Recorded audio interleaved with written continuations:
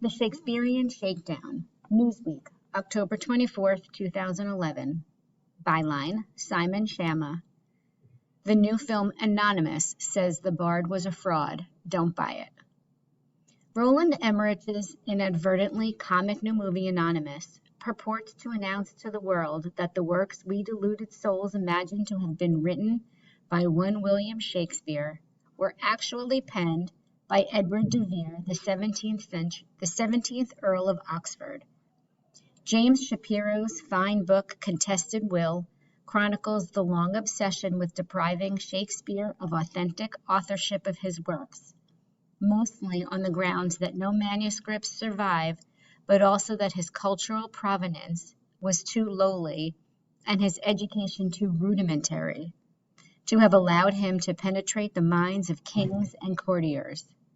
Only someone from the upper crust, wildly traveled and educated at the highest level, this argument runs, could have had the intellectual wherewithal to have created, say, Julius Caesar.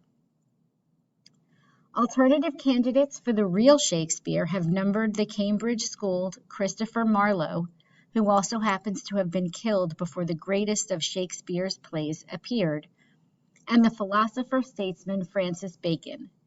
But the hottest candidate for some time has been the Earl of Oxford, himself a patron of dramatists, a courtier poet of middling talent, and an adventurer who was at various times banished from the court and captured by pirates. The Oxford theory has been doing the rounds since 1920, when an English scholar, Thomas Looney, pronounced Looney, first brought it before the world. None of which would matter very much were there not something repellent at the heart of the theory, and that something is the toad, snobbery, the engine that drives the Oxfordian case against the son of the Stratford Glover, John Shakespeare. John was indeed illiterate, but his son was not, as we know incontrovertibly from no fewer than 6 surviving signatures in Shakespeare's own flowing hand, the first from 1612, when he was giving evidence in a domestic lawsuit. The Earl of Oxford was learned and by reports witty, but publicity materials for Anonymous say that Shakespeare, by comparison, went to a mere village school, and so could hardly have compared with the cultural richness imbibed by Oxford. The hell he couldn't. Stratford was no village, and the grammar school, which means elementary education in America, was in fact a cradle of serious classical learning in Elizabethan England. By the time he was 13 or so, Shakespeare would have read in Latin works by Terence, Plautus, Virgil, Erasmus, Cicero, and probably Plutarch and Livy too. One of the great stories of the age was what such schooling did for boys of humble birth. How could Shakespeare have known all about kings and queens and courtiers? By writing for them and playing before them over and over again. Nearly 100 performances before Elizabeth and James, almost 20 times a year in the latter case. His plays were published in quarto from 1598 with his name on the page. The notion that the monarchs would have been gulled into thinking he was the true author, when in fact he wasn't, beggars belief.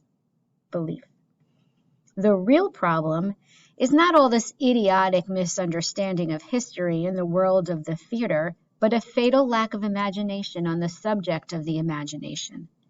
The greatness of Shakespeare is precisely that he did not conform to social type, that he was, in the words of the critic William Hazlitt, no one and everyone. He didn't need to go to Italy because Rome had come to him at school and came again in the travels of his roaming mind. His capacity for imaginative extension was socially limitless too, reaching into the speech of tavern tarts as well as archbishops and kings. It is precisely this quicksilver, protean quality that, of course, stirs the craving in our flat-footed celeb culture for some more fully fleshed out author. That's what, thank heavens, the shape-shifting Shakespeare denies us. But he gives us everything and everyone else. As Hazlitt beautifully and perfectly put it, he was just like any other man, but that he was like all other men. He was the least of an egotist that it was possible to be. He was nothing in himself, but he was all that others were or they could become.